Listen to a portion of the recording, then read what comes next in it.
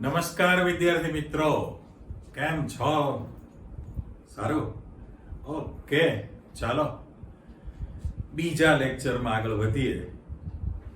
પહેલો લેક્ચર તમે જે સ્ટાર્ટ કર્યો એમાં સંક્રાંતિ તત્વોની ડી વિભાગ અને આંતર સંક્રાંતિ તત્વો એફ વિભાગની ગોઠવણી આધુનિક આવર્ત કોષ્ટકમાં ક્યાં છે એની જાણકારી. બીજું એ લોકોની વ્યક્તિગત ઇલેક્ટ્રોન રચના તમે જાણી લીધી છે. કોને સંક્રાંતિ તત્વ ગણાશે નથી ગણાતું એની ચર્ચા પણ કરી દીધી. સામાન્ય લાક્ષણિકતા અને ભૌતિક ગુણધર્મની પણ તમે માહિતી લઈ લીધી છે. ઓકે, હજુ તમારી પાસે એની કેરેક્ટરિસ્ટિક જ શીખવાની છે. પછી એના વિશિષ્ટ પ્રકારના ગુણધર્મો તમે ભણવાના. હવે આમ ટોપિક તમારો 11મા ધોરણમાં જે આવર્ત કોષ્ટકનું જે ચેપ્ટર હતું આવર્તનીય ગુણધર્મો, એનો જ સીધો તમારી પાસે ઉપયોગ આવે. હવે ત્યાં તમે જે શીખેલા હતા એ સમૂહ માટેની ચર્ચા હતી કોઈ પણ, અને આવર્ત માટે હતું. ઓકે, તો ડી અને એફ આવર્ત તો છે જ, એટલે એ બધા જ ગુણધર્મો એમાં લાગુ પડવાના જ છે. પણ થોડીક વિશિષ્ટ પ્રકારની લાક્ષણિકતા હોવાને કારણે આપણી પાસે ચર્ચા થોડી વધશે. ઓકે, એટલે આપણે સીધા ટોપિક પર જઈએ છીએ. મેં હેડિંગ આપેલું છે, કરો ચેક કે ભાઈ સંક્રાંતિ તત્વોના પરમાણવીય કદ અને આયનીય કદ વિશેની તમારે જાણકારી આપવાની છે. એટલે પહેલો જ ક્વેશ્ચન તરીકે મૂક્યો કે ભાઈ સંક્રાંતિ તત્વોના પરમાણવીય અને આયનિક કદની માહિતી તમે ચર્ચા કરો. અચ્છા, એને અનુરૂપ આજનો ટોપિક બધો અંદર જ રમવાનું છે.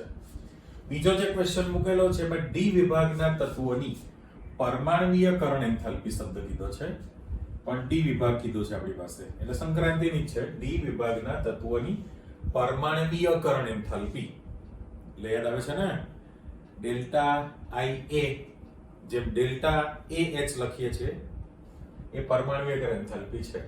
અને એને અનુરૂપ છે કે બે આયનીકરણ એન્થાલ્પીમાં જે ફેરફાર તમને જોવા મળશે એની ચર્ચા આપવી છે. એટલે આ બધું લગભગ નજીકનું છે. અને પછી તમે જે લાક્ષણિકતામાં શીખેલા છો કે ભાઈ સંક્રાંત તત્વો જુદી વિવિધ પ્રકારની ઓક્સિડેશન અવસ્થા ધરાવે છે. ઓક્સિડેશન અવસ્થાનો ઘણો લાંબો ટોપિક છે બધો, અલગ પ્રકારની ઘણી ચર્ચા આવે, પણ આપણે એનું ખાતું ખોલી નાખીએ છીએ કે ભાઈ સંક્રાંતિ તત્વોની વિવિધ ઓક્સિડેશન અવસ્થા, એ જે શબ્દ મૂકેલો છે વિવિધ ઓક્સિડેશન અવસ્થાની તમારે ચર્ચા કરવી છે. એમાં આપણે જે લઈશું પ્રથમ સંક્રાંતિ શ્રેણીના તત્વો વિચારણામાં લઈએ છીએ. ઓકે, એટલે સૌથી પહેલું તમે ત્યાં પહોંચી જાઓ કે ભાઈ પરમાણુ કદ અને આયન કદ કોને અને કેવી રીતે. તો ઓલરેડી તમે જોઈ શકો છો કે ભાઈ જે લખાણ આપેલું છે કે ભાઈ scandium, titanium, vanadium, chromium, manganese, iron, cobalt, nickel, copper, zinc. પ્રથમ સંક્રાંતિ શ્રેણીના જે 21 થી 30 તત્વો છે એ એક જ આવર્તમાં ગોઠવાયેલા છે ને. હવે આમ આપણો જૂનો ખ્યાલ એટલે 11મા ધોરણનો જાણીતો છે કે ભાઈ સમૂહમાં તમે ઉપરથી નીચે તરફ જાઓ, જો યાદ રાખો, સમૂહમાં ઉપરથી નીચે તરફ તમે જતા જાઓ તો જેમ તત્વનો પરમાણુ ક્રમાંક વધતો જાય એમ પરમાણુનું કદ અને પરમાણુય ત્રિજ્યા વધે. રાઈટ? એનું કારણ એટલા માટે પી બ્લોકમાં તમે ભણી લીધું છે કે ભાઈ સમૂહમાં એક તત્વ પછી બીજા તત્વમાં જશો એટલે મુખ્ય શક્તિ સ્તર બદલાય, મુખ્ય ક્વોન્ટમમાં બદલાવાનો છે. એટલે એમાં ઇલેક્ટ્રોનથી ભરેલી નવી કક્ષકો ઉમેરાતી રહેવાની. પરિસ્થિતિ એવી થાય કેન્દ્રથી એનો છેલ્લો ઇલેક્ટ્રોન, સંયોજકતા ઇલેક્ટ્રોન મીન્સ સંયોજકતા કક્ષક વચ્ચેનું અંતર ક્રમશઃ વધવાનું છે. પરમાણુય ત્રિજ્યા પણ વધે, અને સપોઝ એમાંથી ધન આયન બને તો ધન આયનની ત્રિજ્યા પણ વધવાની છે. રાઈટ? પાછું એ જાણો છો ને કે તટસ્થ પરમાણુ કરતા તેમાંથી બનેલો ધન આયન નું કદ હંમેશા ઓછું હોય, એટલે પરમાણુય ત્રિજ્યા કરતા આયોનિક ત્રિજ્યા ઓછી છે. ઓકે, પણ જેમ પરમાણુય ત્રિજ્યા ક્રમશઃ વધે છે એ જ કોપી આયનીય ત્રિજ્યા પણ ક્રમશઃ વધવાની છે. કોની વાત હતી? આ સમૂહની. પણ ફરી પાછા તમે રિવર્સ વિચારો કે આવર્તમાં જાવ તો શું પરિસ્થિતિ થાય. આજે બોલું છે લખાણમાં આવે આવર્તની વિગત છે કે ભાઈ આવર્તમાં જેમ તત્વનો પરમાણુ ક્રમાંક Z વધે એમ તત્વોમાં નવો જે ઉમેરાતો ઇલેક્ટ્રોન હોય એ એક જ શક્તિ સ્તરમાં આવેલી કક્ષકોમાં દાખલ થાય. એટલે પરિસ્થિતિ એવી થાય કે કેન્દ્રથી સંયોજકતા કક્ષક વચ્ચેના અંતરમાં કોઈ ખાસ વધારો ન થાય.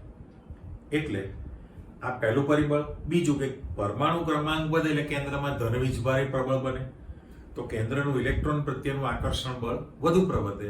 સ્થિર વિદ્યુતીય આકર્ષણ બળ આપણે જે વિચારીએ છીએ. પરિસ્થિતિ એવી થાય કક્ષકો સંકોચાય, પરમાણ્વીય ત્રિજ્યા ઘટે, આયનિક ત્રિજ્યા પણ ઘટવાની છે. એટલે આ જે ફંડામેન્ટલ વસ્તુ છે એ તો આપણો બેઝિક મુદ્દો છે જ, પણ અહીંયા કદમાં જે વિશિષ્ટતા ઘટાડા માટે શું પરિસ્થિતિ છે આપણે વિચારવી પડે. એટલે પહેલામાં પહેલું મારે એમ કહેવાનું છે કે તમારી પાસે દાખલા તરીકે અહીંયા હું લખું 3D, બરાબર? 3D માં મેરો મૂકી દઉં છું, પછી 4D, 5D અને 6D જે છે એ તો અહીંયા ખાસ લખી રાખું છું કે ભાઈ આપણા માટે શું છે, અપૂર્ણ સિરીઝ છે ને. હવે અહીંયા scandium, titanium, vanadium, chromium, manganese, iron, cobalt, nickel, copper અને ઝિંક મેં મૂકી દીધું છે. ઓકે, ઉપર મારે દાખલા તરીકે નંબર પણ પાડવો હોય તો તમારી પાસે ત્રીજો સમૂહ, ચોથો, પાંચમો, છઠ્ઠો, 7, 8, 9, 10, 11 અને આ તમારો છેલ્લો 12મો સમૂહ. એટલે ત્રીજા સમૂહથી 12મા સમૂહ સુધીના તમારા ડી જે તત્વો હતા એમાં મેં 3D કક્ષક ખાસ મૂકેલી છે. ઓકે, લખાણ ગુજરાતીમાં છું, એક આકૃતિ દોરી સમજૂતી આપું છું અને વિચારવાનું. સાથે સાથે તમે એમ વિચારશો કે ભાઈ 4D કક્ષક અને 5D કક્ષક છે, એના તત્વોના બધા ચિત્ર વિચિત્ર આવે. ટ્રાય કરો શીખવા માટે, કારણ કે છેલ્લે તમારી પાસે આવર્ત કોષ્ટકના જેટલા તત્વો છે એ તત્વની સંજ્ઞા, એનો સ્પેલિંગ, એનો પરમાણુ દળાંક, એક્યુરેટ અને એપ્રોક્સિમેટ એ પણ તમને આપેલો છે. એટલે અહીંયા તમારી પાસે જે સમૂહ તરીકે તમે વિચારણામાં લેશો કે ભાઈ ચોથો, પાંચમો, છઠ્ઠો સમૂહ છે, એવી રીતે હવે પરિસ્થિતિ કેવી થવાની છે તમે વિચારો. હું એક આકૃતિ મૂકું છું અહીંયા આગળ કે ભાઈ પરમાણુનું કેન્દ્ર છે, રાઈટ? પછી આ 1s, 2s, 3s અને મારે અહીંયા જે મૂકવું છે એ વિચારજો કે ભાઈ n બરાબર 4 નંબર લખું છું અને મારે આને 4s કક્ષક કીધેલી છે. તો પછી n બરાબર 3 નંબર જ્યારે આપણે લઈએ, અંદરનું બધું બહુ વિચારતા નથી, બરાબર? તો જે પરમાણુ ક્રમાંકનો જે તમારી પાસે વધારો થાય એ ક્રમશઃ છે. માની લો કે હું આમ લાઇનિંગ મૂકી દઉં છું આ તમારી પાસે સિરીઝ માટે. ચલો, તો જે નંબર છે 21, 22, 23, 24, 25, 26, 27, 28, 29 અને 30, બરાબર? 21 થી 30 સુધીના જે તત્વો છે એનો મેં પરમાણુ ક્રમાંક પણ તમને આપી દીધો. પણ હવે થવાનું કેવું કે તમારી પાસે ઇલેક્ટ્રોનની જે લાસ્ટ ટાઈમ ઇલેક્ટ્રોનિક્સને તમે શીખી લીધી છે કે ભાઈ કોઈ પણ તત્વ તો 4s કક્ષક પહેલા ભરાશે અને 3D કક્ષક પછી ભરાય, બરાબર? એમાં પણ શિલ્ડિંગ અસરની ચર્ચા આવે. પણ જો આપણે ઇલેક્ટ્રોન પ્રમાણે ગોઠવણી મૂકી દઈએ તો n બરાબર 4 નંબર છે, એમાં 4s કક્ષક. તો 4s કક્ષકમાં ઓલરેડી પહેલા એક અને પછી બીજો 2 ઇલેક્ટ્રોન આપણે ભરી દઈએ. અપવાદ યાદ છે ને, માત્ર ક્રોમિયમમાં 4s1 છે અને કોપરમાં 4s1 છે, બાકી દરેક તત્વોમાં 4s2 હતા જ. હવે એવું થાય કે ભાઈ અંદર તમારી પાસે 3s કક્ષક, આ જે લખેલી છે તમારી પાસે 3s કક્ષક છે. ચલો, 1s છે, 2s છે, 3s છે, 4s છે, એવી રીતે 5s, 6s તમારું કન્ટિન્યુઅસ ચાલુ છે. તો ખાલી લખી રાખવું ખરો કે ભાઈ તમારી પાસે આ 5s છે, એના પછી જશો એટલે 6s છે. ઓકે, પણ આ પ્રશ્ન એવો થયો કે 3 નંબરનો શક્તિ સ્તર છે, તેમાં 3p અને 3d કક્ષકો પણ હોવાની છે. એટલે 3p જે કક્ષક છે, 3p કક્ષક એ ડંબેલાકાર આપણે મૂકી દઈએ કે ભાઈ px, py અને pz આપણે મૂકી દીધી. નામ પણ આપી દઉં, 3px છે, 3py છે અને આને આપણે 3pz કહી દીધી. કાટખૂણે જોઈ. પણ સાથે સાથે હવે મારે એમ કહેવાનું છે કે 3 નંબરનો શક્તિ સ્તર છે એટલે એમાં 3D કક્ષકો પણ અસ્તિત્વ ધરાવે. હવે ડી પ્રકારની કક્ષક ડબલ ડમ્બેલ આકાર છે, બરાબર, અને આકાર એનો અનિયમિત ડબલ ડમ્બેલ આકાર આપણે કહીએ છીએ. એટલે સપોઝ હું રેડ પેનથી મૂકું છું કે દાખલા તરીકે આ જે મેં રેડ કલરની કક્ષક મૂકેલી છે આને મારે 3D કેવી છે, હજુ એક મારે મૂકવી છે, તો આ તમારી પાસે બીજી 3D ડી કક્ષકના નામ તો 11મા ધોરણમાં તમે ભણી લીધેલા છે ને. કઈ કક્ષકો તૈયાર થવાની છે જાણો છો? લખી નાખીએ આપણે કે ભાઈ 3 જે કક્ષક છે એ 3D x² - y² 3D z², okay, અને ત્યાર પછી 3D xy 3D yz અને 3D zx. આની ચર્ચા 11માં તમે ડિટેલ શીખીને હજી તો ભણશો જ તે ક્રિસ્ટલ ફિલ્ડ થિયરીની અંદર કે ભાઈ આ જે કક્ષક તમે બે મૂકેલી છે એ અક્ષ ઉપર ફેલાયેલી છે ને, 3D x² - y² ને 3D z² છે, અને બાકીની જે 3 કક્ષકો તમને મૂકેલી છે, આ 3 કક્ષકો એ સમતલની અંદર છે. એ આમ પ્રમાણે કે ભાઈ xy પછી yz ને zx છે, કરેક્ટ, યાદ રાખવા માટે. તો એ ડબલ ડમ્બેલ આકાર છે, પણ ફોરેસ્ટમાં તમે 2 ઇલેક્ટ્રોન ગોઠવી દો, 2 ઇલેક્ટ્રોન તમે ભરી દીધા છે, એટલે આને ગ્રીન કલર મૂકું છું કે ફોરેસ્ટ કક્ષક ભરાઈ ગયા પછી હવે પરિસ્થિતિ એવી થવાની કે ભાઈ નવો જે 21 નંબરથી ઇલેક્ટ્રોન દાખલ થવાનો છે એ 3D કક્ષકોમાં ક્રમશઃ દાખલ થાય. એટલે માની લો કે હું અહીંયા ઇલેક્ટ્રોન મૂકું છું, ફરી પાછો અહીંયા ઇલેક્ટ્રોન મૂકું છું, એવી રીતે જેટલી કક્ષકો છે એમાં આપણે 2 ઇલેક્ટ્રોન તો ગોઠવવાના જ છીએ, બરાબર. તો ઇલેક્ટ્રોન જે છે ક્રમશઃ અંદર દાખલ થાય. તો n બરાબર 3 અંદરની તરફ રહેલી, n બરાબર 3 શક્તિ સ્તરમાં અંદરની તરફ ગોઠવાયેલી 3D કક્ષકમાં ક્રમશઃ દાખલ થાય. જ્યારે એનો બાહ્ય શક્તિ સ્તર જે છે, બાહ્ય શક્તિ સ્તર એ તો તમારો n બરાબર 4 અચલ જ રહેવાનો છે ને, એમાં કદમાં ફેરફાર થયો નથી. સાથે સાથે પરમાણુ ક્રમાંક જેમ વધે એમ કેન્દ્રમાં ધન વીજભાર પણ વધવાનો છે, બરાબર. એટલે આપણે 2 વસ્તુ કહીએ. દાખલા તરીકે આ 3D કક્ષકની મારે ચર્ચા કરવી છે તો પહેલું કે એમાં તમારે n બરાબર 3 નંબરનો શક્તિ સ્તર, બરાબર, ભલે ફોરેસ્ટ કક્ષક તમારી ભરાઈ ગયા પછી અંદર દાખલ થાય છે, ઓકે. એટલે પહેલી ચર્ચા એમ થઈ કે ભાઈ n બરાબર 3 શક્તિ સ્તરમાં અંદરની તરફ ની 3D કક્ષકોમાં ક્રમશઃ ઇલેક્ટ્રોન દાખલ થતો રહેશે. આ પહેલું પરિબળ. અને સાથે સાથે કેન્દ્રીય ધન વીજભાર પણ વધે છે, ઓકે. આ 2 પરિબળ જવાબદાર છે.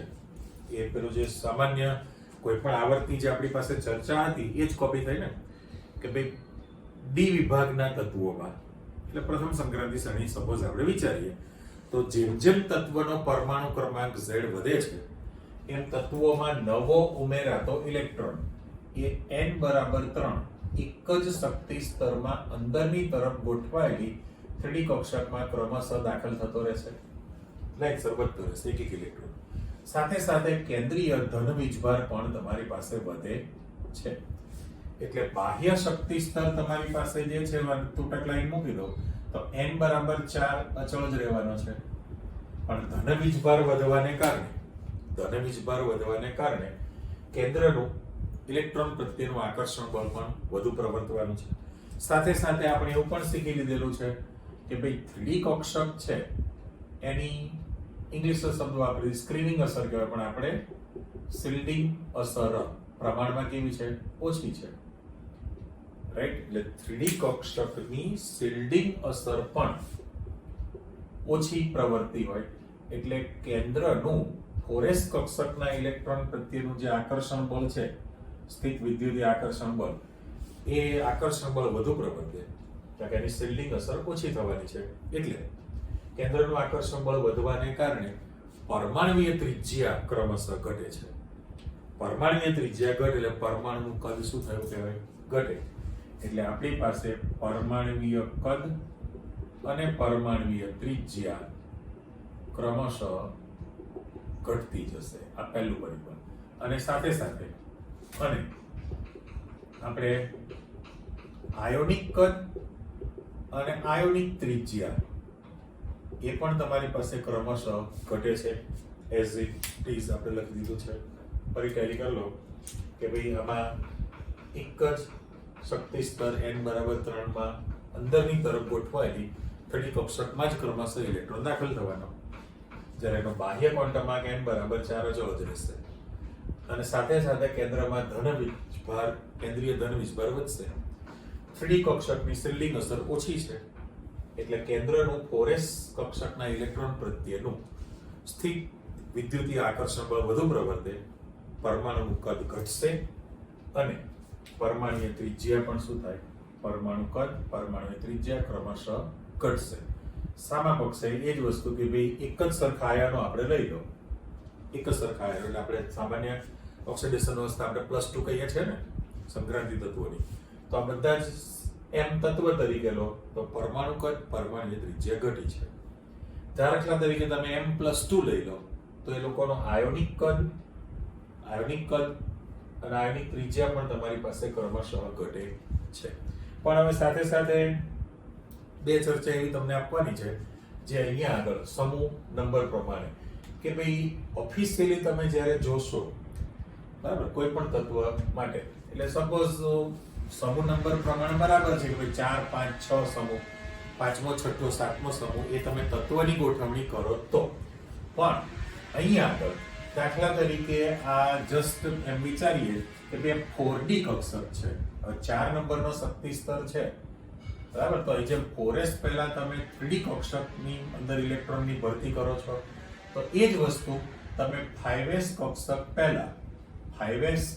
પહેલા તમે એની અંદર ગોઠવાયેલી 4D અને 4f, આમાં 4D કક્ષક પણ આવવાની છે અને 4f કક્ષક પણ આવવાની છે, તો એ કક્ષકો પહેલા ભરાવાની છે એટલે કદ તો વધવાનું છે ને, 3D કરતા 4s નું કદ વધશે. એટલે માની લો કે તમે અહીંયા આગળ જેમ વાત કરી કે ભાઈ કોપર કરતા મોંઘી Ag હતું, Ag કરતા મોંઘું તમારી પાસે સોનું અવરમ હતું.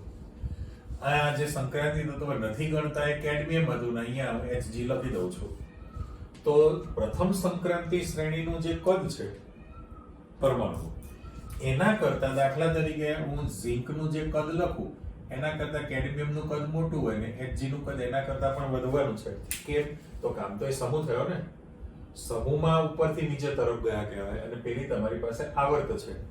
તો જવાબદાર એ જ છે કે ભાઈ મુખ્ય શક્તિ સ્તર બદલાવાને કારણે તમારી પાસે કદ વધવા માટે જવાબદાર કોણ થયું? તો કે આ દાખલા તરીકે તમે દ્વિતીય સંક્રાંતિ શ્રેણી લેશો તો 4D પહેલા અંદરની તરફની આ જે છે 4D પહેલા અંદરની તરફની ગોઠવાયેલી કક્ષક ભરાવાની છે અને આ જો તમે લો તો 5s પહેલા 4D અને 4f ભરાય, પણ એની શિલ્ડિંગ અસર જે છે એ શિલ્ડિંગ અસર પ્રમાણમાં ઓછી પ્રવર્તવાની હોય એટલે એ પરિબળ પણ જવાબદાર છે. પણ સાથે સાથે ફેમિલી તત્વો કીધા છે, ટ્વિન્સ શબ્દ વાપરેલો છે. ટ્વિન્સ શબ્દ માટે તમે શું કહી શકો તો કે લગભગ નજીકના તૈયાર થાય. તમને એમાં ઉદાહરણ આપેલું છે એટલે સમૂહ પ્રમાણે આપણે નથી ગોઠવણી કરતા. અહીંયા આગળ માત્ર એટલું કહી દઉં છું, બે પેર લેવી છે, ઝિર્કોનિયમ Zr અને હાફનિયમ. હવે તો તમને અંદાજ તો આવી ગયો ને, કારણ કે કયું તત્વ તમારી પાસે તૈયાર થવાનું હતું? ચોથો સમૂહ, ચોથો, પાંચમો અને છઠ્ઠો સમૂહ. ચોથા સમૂહની અંદર ઝિર્કોનિયમ અને હાફનિયમ, તો આ બંનેના પરમાણુ કદ લગભગ સમાન છે, લગભગ સમાન ત્રિજ્યા ધરાવતું હોય. એમાં આપણે દાખલા તરીકે આંકડો મૂકીએ એટલે આપેલો છે એકની અંદર તો ભાઈ આના ઝિર્કોનિયમ જે છે, ઝિર્કોનિયમ એ દાખલા તરીકે અહીંયા આગળ 160 pm આપેલું છે અને પેલામાં 159 pm આપેલું હોય તો નેનોમીટરની અંદર ત્રિજ્યા લેવી હોય તમે જેમાં ચેન્જ કરો, દાખલા તરીકે nm મૂકી દો તો આપણે nm માં મૂકી જવાય. તો આને ટ્વિન્સ પણ કહેવાય, નજીકની ત્રિજ્યા ધરાવતા છે. એવી રીતના તમારી પાસે બીજા બે તત્વોનું લિસ્ટ પણ આપેલું છે. દાખલા તરીકે Nb એટલે નિયોબિયમ કહેવાશે, નિયોબિયમ છે અને Ta તો ટેન્ટેલમ કહેવાય, ટેન્ટેલમ તત્વ. એ જ રીતે Mo મોલિબ્ડેનમ તમને ખબર છે અને Mo પછીનું જે તત્વ છે W એટલે ટંગસ્ટન છે, ટંગસ્ટન. તો આની ત્રિજ્યા લગભગ નજીકની થાય એટલે ફેમિલિયર તત્વ તૈયાર થયેલું કહેવાય. એટલે ઝિર્કોનિયમ હાફનિયમ જે છે તમારી પાસે, નિયોબિયમ ટેન્ટેનમ નામ આપેલું છે, અને ત્યાર પછીનું મોલિબ્ડેનમ અને ટંગસ્ટન. એ વિગત તરીકે આવે. ટૂંકમાં પરમાણુ કદ અને પરમાણુની ત્રિજ્યા ઘટે છે. સેમ કોપી આયનનું કદ અને આયનની ત્રિજ્યા પણ તમારી પાસે ક્રમશઃ ઘટવાની જ હોય છે. ઓકે, હવે આ જ પરિબળ કોને લાગુ પડે તો કે પરમાણ્વીયકરણ એન્થાલ્પી. પરમાણ્વીયકરણ એન્થાલ્પી એટલે જે સંક્રાંતિ તત્વ ઘન સ્થિતિમાં છે એ ઘન સ્થિતિમાંથી તમારે વાયુરૂપ આયન મેળવવાનો છે. વાયુરૂપ આયન એટલે મીન્સ કે વાયુરૂપ પરમાણુ તમે છૂટો પાડો પહેલા તો આપણે એને પરમાણ્વીયકરણ એન્થાલ્પી કહીએ છીએ ને, ડેલ્ટા AH સિમ્બોલ વાપરેલો છે. તો એ મૂલ્યની અંદર પણ તમારી પાસે જે ફેરબદલી થવાની છે એ ક્રમશઃ વધે. પણ એના માટે આપણે એવું કહી શકીએ, બંનેમાં તફાવત તમે જાણો છો કે ભાઈ આને ડેલ્ટા AH0 તમે સિમ્બોલ વાપરશો, બરાબર? પરમાણ્વીયકરણ એન્થાલ્પી શબ્દ છે. અને આયનીકરણ એન્થાલ્પીનો જે સિમ્બોલ હતો એ તમારી પાસે ડેલ્ટા IH. પણ હવે પ્રથમ આયનીકરણ એન્થાલ્પી, દ્વિતીય આયનીકરણ એન્થાલ્પી એવો આપણે નંબર પાડીએ. અત્યારે 1 હું કાઢી નાખું છું. તો આ આયનીકરણ એન્થાલ્પી આયોનાઇઝેશન એન્થાલ્પી તૈયાર થઈ કહેવાય. અને પેલું જે છે પરમાણ્વીયકરણ એન્થાલ્પી. તો એક વસ્તુ ફાઇનલ છે કે તમારી પાસે કે ભાઈ સંક્રાંતિ તત્વ જે ઘન સ્થિતિમાં છે એ ઘન સ્થિતિમાંથી તમારે એમાંથી જે વાયુરૂપ આયન મેળવવાનો છે. વાયુરૂપ પહેલા પરમાણુ છૂટા પાડવા માટે, વાયુરૂપ પરમાણુ જો તમે છૂટા પાડો તો એના માટે આપવી પડતી ઉર્જા. પેલું તમે H2 ગેસ છે 11 નું H2 ગેસ, એમાંથી બંને H પરમાણુ છૂટા પડે બંધ તૂટીને. તો અહીંયા જે છે ધાતુ ઘન સ્થિતિમાં છે, બધી સંક્રાંતિ ધાતુ છે, બરાબર? અને કઠણ છે. અપવાદ તરીકે આપણે મર્ક્યુરી, પારો, કેડમિયમ ગણીએ છીએ. પણ હવે સંક્રાંતિ તત્વ ઘન સ્થિતિમાં હોય અને એમાંથી તમારે વાયુરૂપ પરમાણુ મેળવવા હોય તો એમાં જે ઉર્જાની જરૂર પડે એને પરમાણ્વીયકરણ એન્થાલ્પી તમે ડેલ્ટા AH સિમ્બોલ વાપરેલો છે. હવે પરિસ્થિતિ કેવી થાય આની અંદર કે મુખ્ય મુદ્દો કે એની અંદર ધાતુ જે પરમાણુ છે, ધાતુ પરમાણુ વચ્ચે આ જે બંધ બનવાનું છે એને ધાત્વીય બંધ શબ્દ વાપરીએ છીએ. અને ધાત્વીય બંધ માટે જવાબદાર છે ડી કક્ષકના અયુગ્મિત ઇલેક્ટ્રોન જવાબદાર છે, બરાબર? ડી કક્ષકના અયુગ્મિત ઇલેક્ટ્રોન જવાબદાર હોય તો જેમ ડી કક્ષકમાં અયુગ્મિત ઇલેક્ટ્રોનની સંખ્યા વધુ હોય એમ ધાત્વીય બંધની પ્રબળતા પણ વધશે. તો આપણે ઇલેક્ટ્રોન રચના પ્રમાણે જાણીએ છીએ કે ભાઈ સંક્રાંતિ તત્વોમાં છેડા પરના જે તત્વો છે, સ્ટાર્ટિંગ શરૂઆતના છેડા એટલે શરૂઆતના, તો એની 3D કક્ષકમાં ઇલેક્ટ્રોનની સંખ્યા 1 2 3 ઓછા તો ડી કક્ષક ખાલી છે. અંતિમ જશો તો ડી કક્ષક ઇલેક્ટ્રોનથી પૂર્ણ ભરેલી છે, અયુગ્મિત નથી. ત્યારે મધ્યના જે તત્વો છે એ લોકો પાસે અયુગ્મિત ઇલેક્ટ્રોનની સંખ્યા મહત્તમ તમારી પાસે પ્રાપ્ત થવાની છે, જેના કારણે એની અંદર ધાત્વીય બંધની પ્રબળતા પણ વધી શકે આની અંદર. એટલે આ વસ્તુ જવાબદાર છે. એટલે પરમાણ્વીયકરણ એન્થાલ્પીનું મૂલ્ય પણ જેમ તત્વનો પરમાણુ ક્રમાંક વધે એમ એના મૂલ્યમાં વધારો થતો જોવા મળે છે આની અંદર. એટલે આ જવાબદાર છે અયુગ્મિત ઇલેક્ટ્રોનની સંખ્યા છે. હવે પેલી બાજુ જો તમે આયનીકરણ એન્થાલ્પીમાં જશો તો આયનીકરણ એન્થાલ્પીની અંદર જનરલ આપણી પાસે જે 11th ની વ્યાખ્યા હતી કે ભાઈ વાયુરૂપ તટસ્થ પરમાણુમાંથી તમારે ઇલેક્ટ્રોન દૂર કરીને વાયુરૂપ ધન આયન મેળવવા માટે આપવી પડતી શક્તિ, જેને તમે આયનીકરણ એન્થાલ્પી કીધેલું છે, બરાબર? એટલે આ જે ડેલ્ટા IH લખેલું છે એ આયનીકરણ એન્થાલ્પી શબ્દ વાપરેલો છે. હવે હું નંબર આપું છું કે એક ઇલેક્ટ્રોન દૂર કરવા માટે જે શક્તિ આપો એને ડેલ્ટા IH1 કહેવાશે, બરાબર? આપણું સમીકરણ.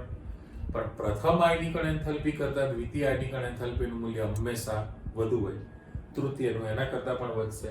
એનું રીઝન તમે 11th માં ભણી લીધું છે. કારણ કે તટસ્થ પરમાણુની સરખામણીમાં જ્યારે ધન આયન બને તમે ઇલેક્ટ્રોનની સંખ્યા ઘટશે પણ કેન્દ્રમાં ધન વીજભાર તો યથાવત છે ને. હવે જો આ ધન આયનમાંથી ફરી બીજો ઇલેક્ટ્રોન દૂર કરવો હોય તો પહેલા કરતા વધુ શક્તિ આપવી પડે, કારણ કે એક તો કદમાં પણ ઘટાડો થશે, ધન વીજભાર પ્રબળ છે, આકર્ષણ બળ વધુ પ્રવર્તવાનું, ઇલેક્ટ્રોન દૂર કરવા વધુ શક્તિ આપવી પડે.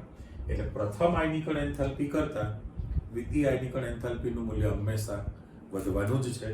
એટલે દાખલા તરીકે તમારે 3D શ્રેણી એવો શબ્દ મૂકી દે. પ્રથમ સંક્રાંતિ શ્રેણીમાં સ્કેન્ડિયમ 21 થી ચાલુ કરીને ઝિંક 30 સુધી તમે જશો તો એની ડેલ્ટા IH ના મૂલ્યો, બરાબર, ડેલ્ટા IH ના મૂલ્યો ક્રમશઃ વધવાના છે. આ આપણે જનરલ એક સ્ટેટમેન્ટ તમને આપી દીધું એટલા માટે કે આ ચર્ચા દરેકમાં આવવાની છે. રીઝન એટલું જ કે ભાઈ જેમ પરમાણુ ક્રમાંક વધે છે, ચલો આને મારે આ સમીકરણને તમને સમજણ પડે એટલે હું બ્લોક કરી દઉં છું, રાઈટ. ત્યાં તમે જે સિમ્બોલ વાપરેલો છે આયનીકરણ એન્થાલ્પી, ડેલ્ટા IH એટલે ઊર્જા. તો પરમાણુ ક્રમાંકના વધારા સાથે પરમાણુનું કદ ઘટવાનું છે, ધન વીજભાર વધવાનો છે, ઇલેક્ટ્રોન દૂર કરવા માટે વધુ શક્તિ આપવી પડે. એટલે આયનીકરણ એન્થાલ્પીનું મૂલ્ય તમારી પાસે ક્રમશઃ વધે છે. એક પણ સાથે સાથે એમ પછી કમ્પેરિઝન કરવાની છે કે ભાઈ એમાં ડેલ્ટા IH1 છે અને ડેલ્ટા IH2 છે, બરાબર. તો પ્રથમ આયનીકરણ એન્થાલ્પી કરતા દ્વિતીય આયનીકરણ એન્થાલ્પીનું મૂલ્ય હંમેશા વધુ જોવાનું છે, એના મૂલ્ય વધુ રહેવાનું છે. એ રીઝન મેં સમજાવ્યું. સાથે સાથે જો તૃતીય આયનીકરણ એન્થાલ્પી આપણે લેવી હોય તો ડેલ્ટા IH3 સિમ્બોલ વાપરવો પડે. તો આની જે તમારે કમ્પેરિઝન કરવી છે એ મૂલ્યો લગભગ સમાન હોય. લગભગ સમાન એટલે એમ સમાન નથી કહેતા, આ તો તમારી પાસે વધતો ક્રમ છે જેમ જેમ તમે ઇલેક્ટ્રોન દૂર કરો એ રીતે, ઓકે. પણ એના માટે જવાબદાર પોતાની ઇલેક્ટ્રોન રચના પણ છે ઓક્સિડેશન અવસ્થા સાથે. હવે વાત આવે કે 3D અને 4D. તો જો 3D કક્ષક તમે લેશો એટલે 3D તત્વો એવો શબ્દ મૂકી દઈએ અને અહીંયા લખી દો 4D તત્વો આપી દઈએ અને અહીંયા લખી નાખો જે 5D તત્વો. એટલે ખ્યાલ આવે કે સંક્રાંતિની જ વાત ચાલે છે. હજી પહેલામાં જે સંકોચન છે એમાં 4F ત્યારે તમે વાપરો ત્યારે લેન્થેનોઇડ સંકોચન થયેલું કહેવાય. પણ આપણે પાછળ લેન્થેનોઇડ સિરીઝ શીખો ત્યારે સંકોચનની ચર્ચા કરીશું. અહીંયા તમને એમ જ કહે છે કે ભાઈ આ જે તત્વો છે, આ તત્વો એની જે પ્રથમ સંક્રાંતિ શ્રેણીના તત્વોની ડેલ્ટા IH છે, ચલો આપણે ડેલ્ટા IH1 જ કહીએ છીએ. અહીંયા આપણે આપી દઈએ કે ડેલ્ટા IH1 અને અહીંયા પણ આપી દો ડેલ્ટા IH1 છે. એક ઇલેક્ટ્રોન દૂર કરવા માટે ખર્ચાતી શક્તિ, ઓકે. ચલો લાઇનિંગ પણ મેં આપી દીધી. તો પરિસ્થિતિ એવી થઈ કે ભાઈ પ્રથમ સંક્રાંતિ કરતા દ્વિતીય સંક્રાંતિ જે છે એના મૂલ્યો ઘટવાના કે વધવાના છે? ઓફિશિયલી શું થાય? ઘટે. કેમ? તો કે તમને મેં કદ બતાવ્યું છે ને કે 3D 4D 5D. આ તો એક સેમ્પલ છે, એ દરેક માટે લાગુ પડી શકે. તો આ પ્રથમ આયનીકરણ એન્થાલ્પીનું મૂલ્ય જે છે એ પ્રથમ કરતા દ્વિતીયમાં ઘટશે, એના કરતા આમાં પણ ઘટવાનું છે, બરાબર. પણ કદની દ્રષ્ટિએ જ્યારે તમે જુઓ છો, અહીંયા જે આપણે કમ્પેરિઝન કરી છે કે ભાઈ પ્રથમ સંક્રાંતિની જે પરમાણુય ત્રિજ્યા છે એ તમારી પાસે ક્રમશઃ ઘટે છે, બરાબર. પણ સાથે સાથે તમારી પાસે દ્વિતીય અને તૃતીય સંક્રાંતિ શ્રેણી છે એ લોકોના પરમાણુય કદ લગભગ સમાન કીધા ને. જો લગભગ સમાન રહેતા હોય, કહું તમારી પાસે ઉદાહરણ છે ઉપરના જે મેં ટ્વિન્સ શબ્દ વાપર્યો, એક જ ફેમિલીના ગુણધર્મ જે કીધા છે, દ્વિતીય અને તૃતીય સંક્રાંતિ શ્રેણીના પરમાણુના કદ લગભગ સમાન છે.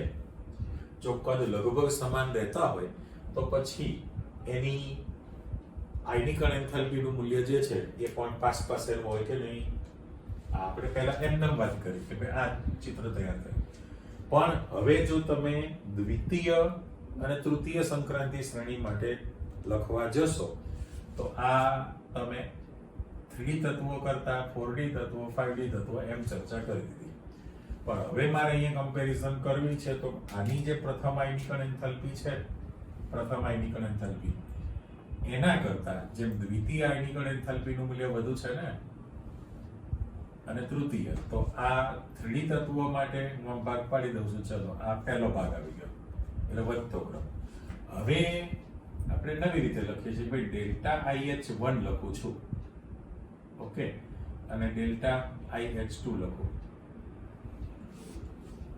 અહીંયા પણ આપણે ડેલ્ટા IH1 અને ડેલ્ટા IH2 લખું. ફરી પાછું ડેલ્ટા IH1 અને ડેલ્ટા IH2. તો પરિસ્થિતિ એવી થઈ કે ભાઈ પ્રથમ અને દ્વિતીય માટે તમારી પાસે જે કમ્પેરિઝન કરવી છે તો પ્રથમ કરતા દ્વિતીય આયનિકણ એન્થાલ્પીનું મૂલ્ય હંમેશા વધુ જ હોય. ઓકે, એ નિયમ તમારો સાચો છે. પણ આ લોકોના 4D તત્વો અને 5D તત્વોના કદ લગભગ સમાન છે, લગભગ સમાન છે. એટલે એ લોકોની આયનિકણ એન્થાલ્પીનું મૂલ્ય એ લગભગ સમાન ધરાવતા હોય, નજીક નજીકના મૂલ્યો હોય. કારણ કે કદમાં મોટો તફાવત થતો નથી, કદ ન બદલાય તો એની આયનિકણ એન્થાલ્પીના મૂલ્યમાં પણ ફેરફાર થતો હોતો નથી. જેમ પ્રથમ માટે લાગુ પડે છે એ જ વસ્તુ દ્વિતીય માટે પણ તમે લાગુ પાડી શકવાના છો. એટલે આયનિકણ એન્થાલ્પીની જે હજુ ચર્ચા તમારી પાસે સ્પેસ જે છે એના માટે જવાબદાર છે એની પોતાની વિશિષ્ટ પ્રકારની ઇલેક્ટ્રોન રચના. તો આપણે એની કમ્પેરિઝન કરવી છે, પણ એ કહેતા પહેલા સામે જતા રહો કે ભાઈ સંક્રાંતિ તત્વોની વિવિધ ઓક્સિડેશન અવસ્થા એટલે જુદી જુદી વિવિધ એક કરતા વધુ ઓક્સિડેશન અવસ્થા ધરાવે છે. ઓકે, પહેલામાં પહેલો ભાઈ સંક્રાંતિ તત્વોમાંથી જ્યારે ઇલેક્ટ્રોન દૂર થાય, અહીંયા જે આપણે મૂકીએ છીએ એ વસ્તુ ફાઇનલ છે. શું થવાનું છે તો કે સૌપ્રથમ NS કક્ષકમાંથી જ ઇલેક્ટ્રોન દૂર થશે અને પછી લખો કે ત્યારબાદ તમારી પાસે N-1 લખાશે ને, અને D કક્ષક આપણે કીધેલું છે એમાંથી ઇલેક્ટ્રોન દૂર થાય. આ દરેક સંક્રાંતિ માટેની આપણી કોમન ઘટના બની કહેવાય કે ભાઈ જ્યારે સંક્રાંતિ તત્વમાંથી આયન બને એટલે M તત્વ છે એમાંથી આયન બને એટલે અત્યારે M પ્લસ જ લખવું છે અને વધતા ઇલેક્ટ્રોન. ઓકે, આ જે જનરલ સમીકરણ આપણે આપેલું છે જ્યારે આયન બને ઇલેક્ટ્રોન ગુમાવીને, તો ચર્ચા કરીએ એ પ્રમાણે સૌ પ્રથમ NS કક્ષક એટલે S કક્ષકમાંથી જ, બરાબર, સૌ પ્રથમ NS કક્ષકમાંથી ઇલેક્ટ્રોન દૂર થશે અને ત્યારબાદ તમારી પાસે N-1 D કક્ષકમાંથી ઇલેક્ટ્રોન દૂર થવાનો છે. તો એ નિયમ પ્રમાણે જો આપણે ઓક્સિડેશન અવસ્થા લખીએ તો આમાં જે વેરિએશન તમને જોવા મળશે આપણે પ્રથમ સંક્રાંતિ શ્રેણી માટે લખેલું છે. તો માત્ર ને માત્ર સ્કેન્ડિયમમાં એવું થશે, સ્કેન્ડિયમની જે ઇલેક્ટ્રોન રચના છે આર્ગોન 18 પૂરા 4s2 3d1 4s2 3d1 છે 20 ને 21. તો 4s માંથી 2 ઇલેક્ટ્રોન દૂર થશે, પણ એટલી જ શક્તિએ એમાંથી 3d માંથી પણ ઇલેક્ટ્રોન દૂર થવાનો છે. એટલે થોડી આપણે કમ્પેરિઝન પણ કરીએ છીએ અહીંયા આગળ કે ભાઈ સ્કેન્ડિયમ તત્વ છે તો એની અંદર Sc+2 તમને વાસ્તવમાં એટલે હકીકતમાં આ જોવા મળતી નથી, પરંતુ એમાં Sc3+ જ તમને જોવા મળશે. કેમ તો કે 4s કક્ષક જે છે એની જે ઇલેક્ટ્રોન રચના છે આપણી પાસે આર્ગોન 18 પૂરા 3d અને 4s લખું છું. ઓકે, તો 4s2 3d1 છે. તો નિયમ પ્રમાણે આ પ્રશ્ન તરીકે છે ઇન્ડિવિઝ્યુઅલ કે ભાઈ સ્કેન્ડિયમ તત્વની અંદર +2 અવસ્થા તમને મળે નહીં, પણ +3 જ તમને મળશે. રીઝન એ કે ભાઈ નિયમ પ્રમાણે 4s માંથી ઇલેક્ટ્રોન દૂર થવાનો છે, પણ એટલી જ શક્તિએ ત્રીજો ઇલેક્ટ્રોન પણ એમાંથી દૂર થઈ જવાનો છે, એટલે Sc+3 મળે અને એક જ અવસ્થા છે. સ્કેન્ડિયમની અંદર તમને +3 અવસ્થા એક જ મળે. ઓકે, જ્યારે બાકીના બધા જ તત્વોમાં 4s માંથી ઇલેક્ટ્રોન દૂર થવાનો છે અને એમાં અપવાદ તરીકે કોપર એક જ તમને +1 અવસ્થા આપે. બાકી મારી જે પહેલી રો છે સ્કેન્ડિયમને હું બાદ કરું, સ્કેન્ડિયમને હું કાઢી નાખું તો બધી જગ્યાએ તમારે પહેલી લાઈનમાં +2 અવસ્થા મૂકી દેવાની છે. એટલે તમે કમ્પેરિઝન કરી લો કે ભાઈ આમાં +2 મળતી નથી એટલે ખાલી જગ્યા થઈ ગઈ કહેવાય, અને આમાં તમારી પાસે +1 મળે છે, એ જુદી રાશિ તૈયાર કરી. બાકી બધામાં +2 છે. ઓકે, હવે તમે દરેકમાં જાઓ ટિટેનિયમ, વેલેડિયમ, ક્રોમિયમ થી શરૂ કરીને, અને દરેકમાં તમારી પાસે જે કોમન મુદ્દો છે કયો કે ભાઈ અહીંયા આપણે આપી દઈએ કે D0 બંને માટે D5 કે D10 રચના પ્રાપ્ત થયેલી હોય તો એનું સ્થાયિત્વ વધુ છે, સ્થિરતા સૌથી વધુ હોય, અને એના કારણે એમાંથી ઇલેક્ટ્રોન દૂર કરો તો વધુ શક્તિ આપવી પડે ને. આ પરિબળ બંનેને લાગુ પડે. આયનીકરણ એન્થાલ્પી માટે પણ જવાબદાર છે, અને કઈ ઓક્સિડેશન અવસ્થા વધુ સ્થાયી છે એના માટે પણ જવાબદાર છે. એટલે D0, D5 કે D10 રચના પ્રાપ્ત થયેલી હોય તો એનું સ્થાયિત્વ સૌથી વધુ રહેતું હોય છે. એટલે ઇલેક્ટ્રોન દૂર કરવા વધુ ઉર્જા ખર્ચાય. આ જ્યારે તમે આની કમ્પેરિઝન કરશો ત્યારે ઇલેક્ટ્રોન દૂર કરવા માટે વધુ ઉર્જા ખર્ચાય છે, મેં અંડરલાઈન આપી દીધી. ઓકે, એટલે સામે વિચારણામાં તમે લઈ લો કે ભાઈ જેમ જેમ તમે આગળ વધતા જશો તો ટિટેનિયમ 22 નંબર છે ને, 22, બરાબર. સાથે સાથે તમે એવું શીખી લીધેલું છે કે ઝિંક જે છે એની માત્ર એક જ અવસ્થા છે +2. ત્યારે કોપર તમને +1 અને +2 બે આપી શકે છે, પણ પછી તમે જશો તો એ બધામાં મારે +3 મૂકી દેવાનું થાય કે નહીં. આ +3 મેં મૂકી દીધું છે. મેંગેનીઝમાં +2 થી +4 +5 +6 +7 સુધીની તમે ઓક્સિડેશન અવસ્થા મેળવી શકો છો, કારણ કે D0 કરવું છે. મેંગેનીઝ 25 માંથી 7 જાય એટલે આર્ગોન 18. એવી રીતે દરેકમાં જાઓ તો આમાં તમારી પાસે +4 છે, ટિટેનિયમ 22 માંથી 4 જાય તો 18 થઈ ગયું સ્થાયી અવસ્થા. પછી અહીંયા જશો તો +4 લાઈન છે અને +5, 23 માંથી 5 જાય એટલે 18 થઈ ગયા. ક્રોમિયમમાં જશો એટલે +4 +5, અહીંયા +6, 24 માંથી 6 જાય એટલે 18, અને 25 માંથી 7 જાય તો પણ 18 થયું કહેવાય. એટલે હવે આમાં તમે જ્યારે વિચારણામાં લેશો તો Fe જે છે +2 +3 છે, પણ એ +4 તમને ન આપી શકે, +5 આપે છે. આની અંદર પછી ન આપી શકે, આ +6 તરીકે Fe +5 તમે મૂકી શકો છો, પણ 4 નથી હોતું. તો +2 +3 અહીંયા CO +4 +5 મૂકી શકાય તમે. નિકલમાં +2 +3 +4 સુધી તમે મૂકી શકશો ત્યાં આગળ. એટલે Feમાં હું અહીંયા વચ્ચે લાઇનિંગ મૂકી દઉં છું આના માટે, બરાબર. આ દરેકની આપણે ઓક્સિડેશન અવસ્થા લખી નાખી.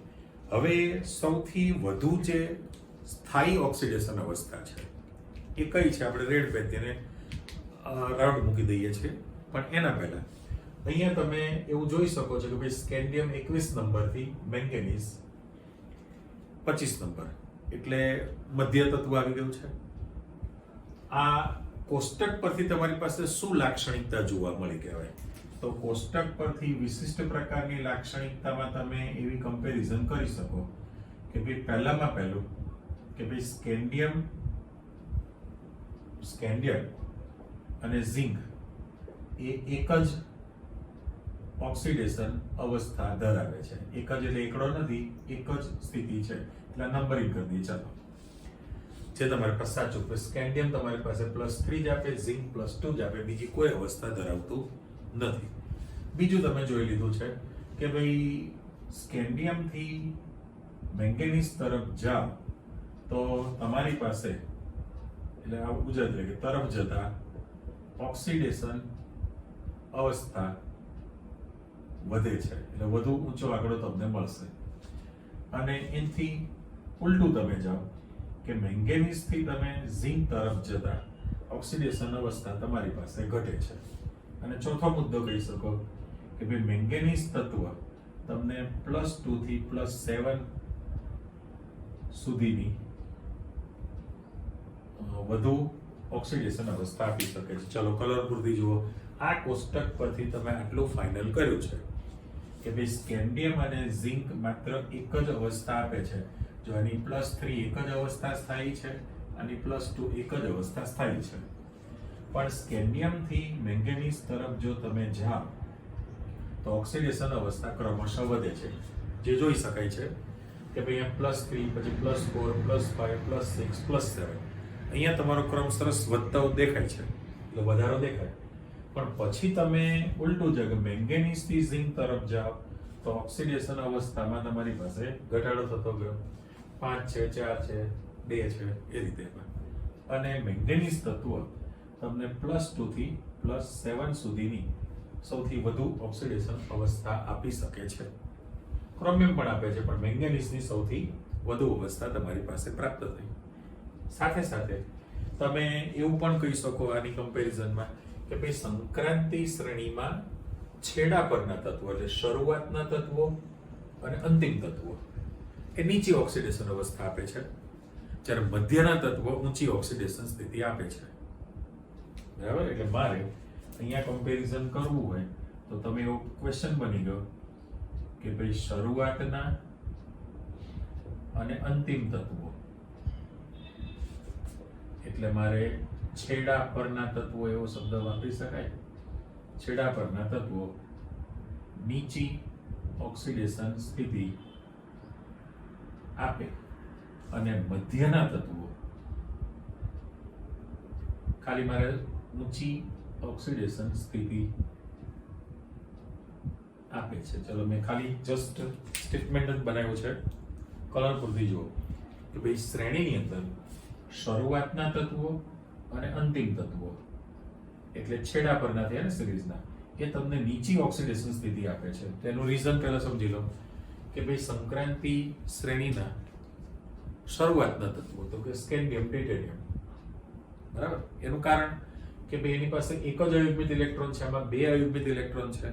3D કક્ષકમાં અયુગ્મિત ઇલેક્ટ્રોનની સંખ્યા ઓછી છે અથવા તો ડી કક્ષકો ખાલી છે, એટલે ઇલેક્ટ્રોન ગુમાવીને અથવા ઇલેક્ટ્રોનની ભાગીદારી કરીને ઓછા બંધ બનાવી શકે. સેમ કોપી છેડા પરના તમે જુઓ તો નિકલ, કોપર ને ઝિંક છે, તો આમાં ડી કક્ષકો ઇલેક્ટ્રોનથી પૂર્ણ ભરેલી છે, અયુગ્મિત ઇલેક્ટ્રોન છે જ નહીં, એટલે ભાગીદારી ન કરી શકે, નીચી અવસ્થા ધરાવવાના છે. જ્યારે મધ્યના જે તત્વો છે એ મધ્યના તત્વોમાં આમ જનરલી આપણે સ્કેન્ડિયમ થી મેંગેનીઝ સુધીના જે તત્વો છે શરૂઆતના, એટલે આમ શરૂઆત તો આ થઈ પણ આ મધ્ય તત્વ છે, એને લઘુ તત્વો કહેવાય. અને મેંગેનીઝ પછીના જે ઝિંક સુધીના તત્વો છે એને ગુરુ તત્વો કહેવાય. એટલે શરૂઆતના લઘુ તત્વો માં ઓક્સિડેશન સ્થિતિ અને ગુરુ તત્વોમાં ઓક્સિડેશન સ્થિતિ એની પણ તમે કમ્પેરિઝન કરી શકો છો. સાથે સાથે તમે વાત કરી કે મધ્યના તત્વો ઊંચી ઓક્સિડેશન સ્થિતિ આપે છે, તો એનું રીઝન શું છે? તો કે મધ્યના જે તત્વો છે મેંગેનીઝ એની આસપાસનું ક્રોમિયમ છે કે Fe છે, ક્રોમિયમ અને Fe છે, તો એની ડી કક્ષકમાં અયુગ્મિત ઇલેક્ટ્રોનની સંખ્યા વધુ છે, એટલે સહેલાઈથી વધુ ઇલેક્ટ્રોન ગુમાવીને ઊંચી ઓક્સિડેશન અવસ્થા આપી શકે છે. બરાબર? એટલે આ આપણી ઓક્સિડેશન અવસ્થાની જનરલ ચર્ચા થઈ કહેવાય. પણ હવે સ્થાયીમાં મૂકતા જઈએ તો Sc+3 સૌથી વધુ સ્થાયી છે. ટિટેનિયમની અંદર +4 અવસ્થા સૌથી વધુ સ્થાયી છે. વેનેડિયમમાં તમે જાઓ, વેનેડિયમની અંદર તો એમાં સ્થાયી અવસ્થા તરીકે તમારી પાસે +4 જ છે, V+4, બરાબર? પણ સાથે સાથે તમને જે વધારાના V+5 જેને આપણે જાણો છો વેનેડેટ્સ સંયોજનો કહેવાય ને, વેનેડેટ્સ સંયોજનો તરીકે ઓળખાય, V2O5 હતું. હવે સ્થાયી અવસ્થામાં જ્યારે તમે જાઓ, સ્થાયી અવસ્થામાં તો ક્રોમિયમમાં મોટા ભાગે +3 અવસ્થા વધુ સ્થાયી, મેંગેનીઝના મોટા ભાગના સંયોજનોમાં +2 છે, Fe માં +2 +3 છે, પણ +3 અવસ્થા વધુ સ્થાયી છે. કોબાલ્ટમાં પણ +3 વધુ સ્થાયી છે, નિકલમાં +2 અવસ્થા, કોપરમાં +2 અવસ્થા, ઝિંકમાં +2 છે. ઓકે, હવે જે વધારાની તમને જે અવસ્થા મળે છે એને આપણે લાઇનિંગ પાડીએ. તો ટિટેનિયમ, સ્કેન્ડિયમમાં તો એક જ, ટિટેનિયમમાં તમને +2 +4 સુધી આપી, વેનેડેટ્સ કીધું +5. આમાં તો તમને +3 +4 +5 ઘણી બધી અવસ્થા છે, પણ ક્રોમિયમની અંદર તમને +2 અને +6 પણ મળી શકે છે.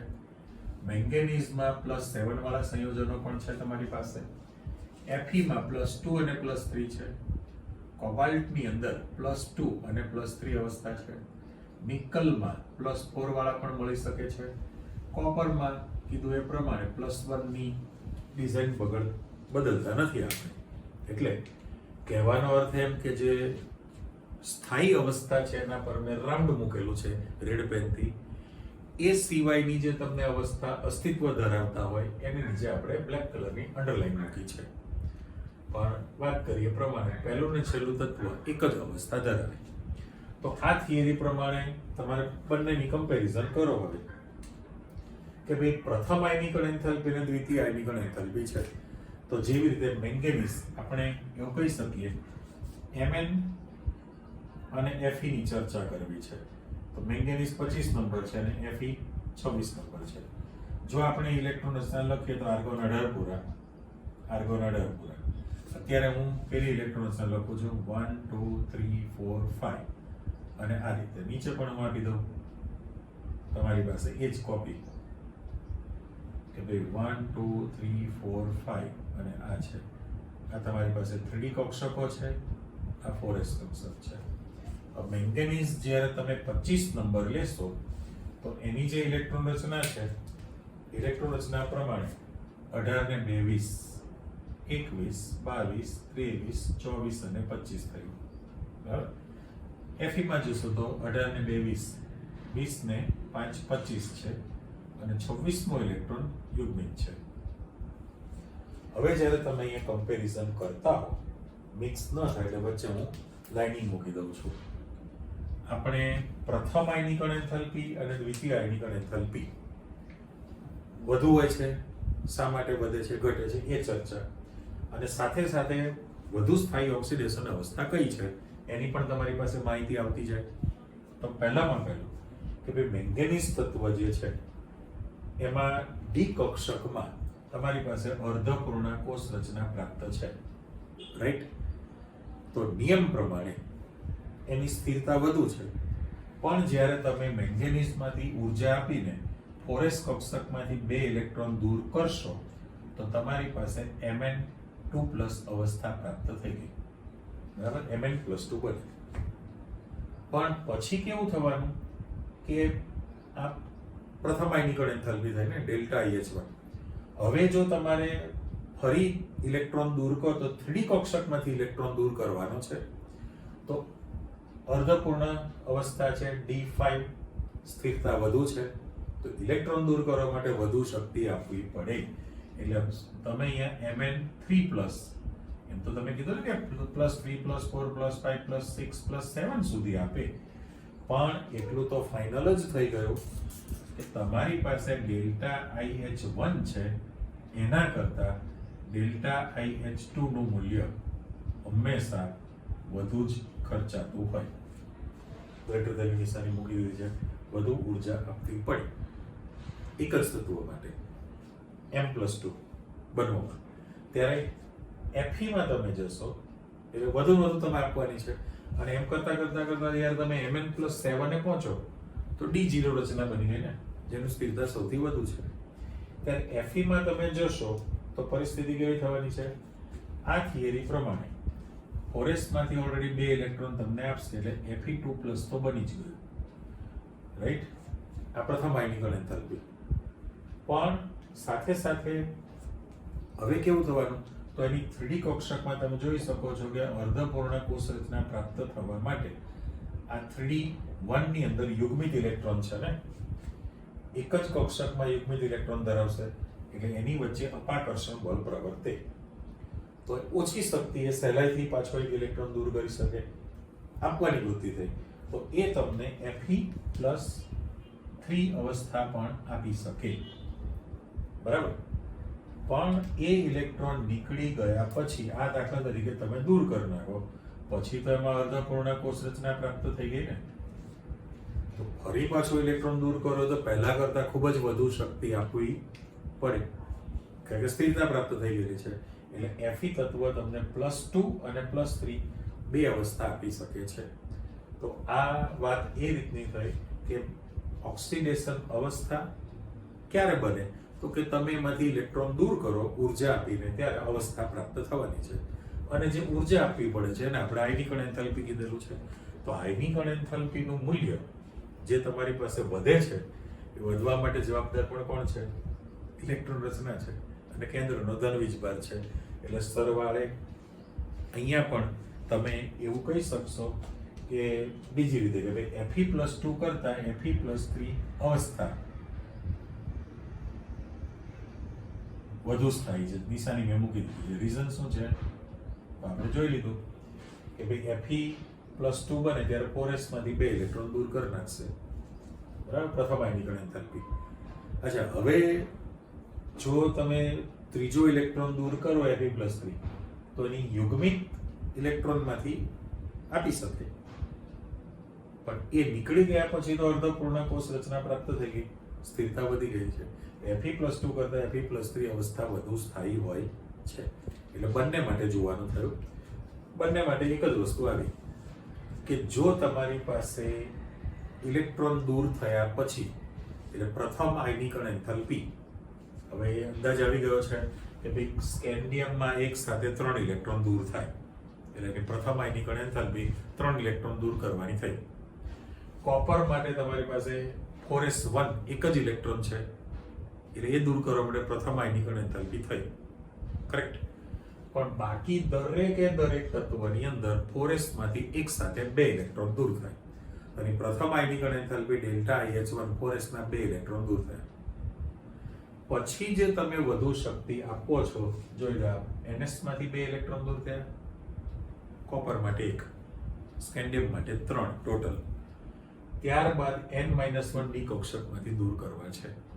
તો 4s માંથી જ્યારે 2 ઇલેક્ટ્રોન તમે પાછા પહેલા ચિત્રમાં આવી જાઓ કે જો તમે 4s કક્ષકમાંથી ઇલેક્ટ્રોન દૂર કરી નાખો તો કેન્દ્રમાં ધન વીજભાર પ્રબળ રહેવાનો છે, એમનું બાકીના ઇલેક્ટ્રોન પ્રત્યેનું આકર્ષણ બળ વધે છે, કક્ષાઓ સંકોચાવાની છે, ફરી ઇલેક્ટ્રોન દૂર કરવું હોય તો વધુ ઉર્જા આપવી પડે.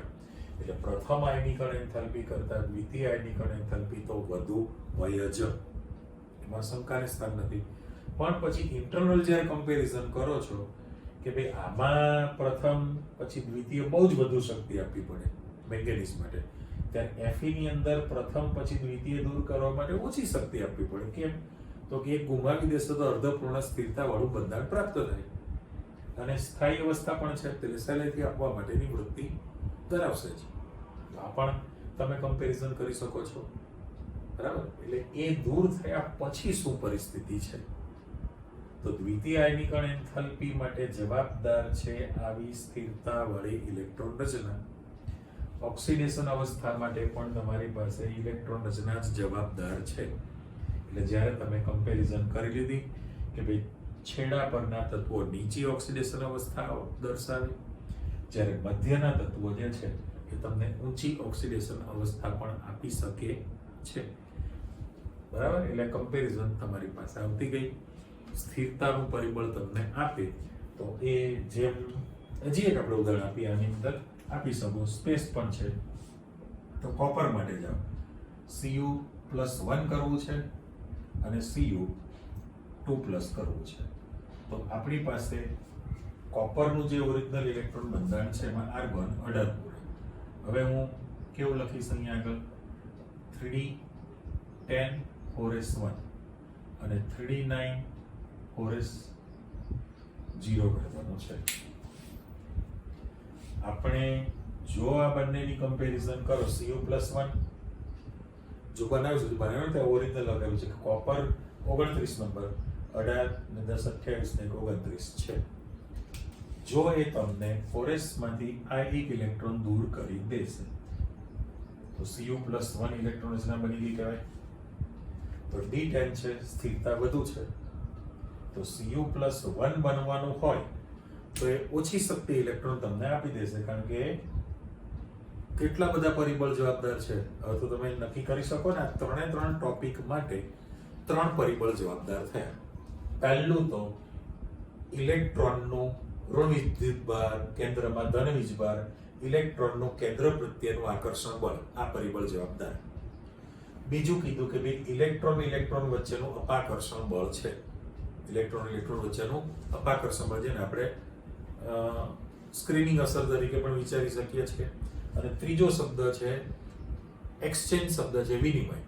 એમાં પણ એવું બને છે કે ભાઈ ફોરેસ્ટમાંથી ઇલેક્ટ્રોન દૂર કરી નાખો ધારો કે, તો ત્યાર પછી 3D અને ફોરેસ્ટ કક્ષકની શક્તિમાં ફેરબદલી થાય. 3D કક્ષક જે છે અને ફોરેસ્ટ કક્ષક છે, એક ઇલેક્ટ્રોન દૂર થઈ ગયા પછી એની શક્તિ લગભગ સમાન બની જશે. લગભગ સમાન બને. જે 3D ને ફોરેસ્ટની શક્તિ જો પાસેની બનતી હોય ઇલેક્ટ્રોન દૂર થયા પછી, તો પછી અહીંયા D10 બની ગયું છે એટલે સ્થિરતા વધી ગઈ. બરાબર? પણ છતાં તમે કહો છો કે ભાઈ એમાં એને વધુ સ્થાયી અવસ્થા 3D9 છે, એટલે આપણે સંક્રાંતિ ગણીએ છીએ, એટલે પાછળ એમાંથી ઇલેક્ટ્રોન દૂર કરે. પણ જો આના કરતા દૂર કરો તો વધુ શક્તિ આપવી પડતી જ હોય, એટલે ΔIH1 કરતા ΔIH2 હંમેશા વધુ હોવાનું છે. એટલે અને એવું પણ કહી શકો કે ભાઈ સ્કેન્ડિયમ અને ઝિંક જે છે, સ્કેન્ડિયમ અને ઝિંક એ માત્ર એક જ અવસ્થા આપે, કારણ કે 3D ને ફોરેસ્ટની શક્તિ નજીકના મૂલ્ય. તો ફોરેસ્ટમાંથી ઇલેક્ટ્રોન દૂર થાય તરત જ 3D નો પણ ત્રીજો ઇલેક્ટ્રોન સ્કેન્ડિયમમાંથી દૂર થઈ જ જાય, એટલે તમને Sc+2 વાસ્તવમાં ન મળે, સીધી Sc+3 જ અવસ્થા મળે છે. આ પર્ટિક્યુલર સ્કેન્ડિયમની માહિતી આપી. એટલે આમ જોવા જાવ તો ક્યારનો તમારી પાછળ લાઈનસર બોલે જ રાખું છું. બરાબર? એટલે પરમાણુ કદ, પરમાણુય ત્રિજ્યા ઘટે, આયોનિક કદ, આયોનિક ત્રિજ્યા પણ ઘટે છે. રીઝન આ બધી શિલ્ડિંગ અસરની આપણી ચર્ચા છે. એ જ વસ્તુ લેન્થેનોઇડ સંકોચનમાં તમે જવાના. અહીંયા આયનિક અને એન્થાલ્પીનું મૂલ્ય જે છે, કદ અને ધન વીજભાર જવાબદાર છે. કદ અને ધન વીજભાર. ઓક્સિડેશન અવસ્થા, એમાં તમને જે વિવિધતા જોવા મળે એના માટે પણ જવાબદાર એની ઇલેક્ટ્રોન રચના જ છે. ઓકે, આ બધી કમ્પેરિઝન સામાન્ય ગુણધર્મની થઈ. હવે તમે નેક્સ્ટ ટાઈમ શીખવાના વિશિષ્ટ પ્રકારની બધી લાક્ષણિકતાઓ. કઈ લાક્ષણિકતા લખેલી છે? ચુંબકીય ગુણ, અયુગ્મિત ઇલેક્ટ્રોન, યુગ્મિત ઇલેક્ટ્રોન જવાબદાર. પહેલું ચેપ્ટર આપણું અનુચુંબકીય, પ્રતિચુંબકીય, લોહ ચુંબકીય બધું આવશે. ઉદ્દીપન અસર આવવાની છે. રંગ દેખાવાનો સિદ્ધાંત તમારી પાસે આવશે. શોષણ ઉત્સર્જનની થિયરી છે. સંકીર્ણો બની આવી શકે છે. એટલે પાછળ એની વિશિષ્ટ પ્રકારની લાક્ષણિકતાનો અભ્યાસ કરશો. પણ આ સામાન્ય જે માહિતી છે એ લખી વાંચીને તૈયાર કરી લો. ફરી પાછા મળીએ છીએ. ઓકે, આવજો, બાય.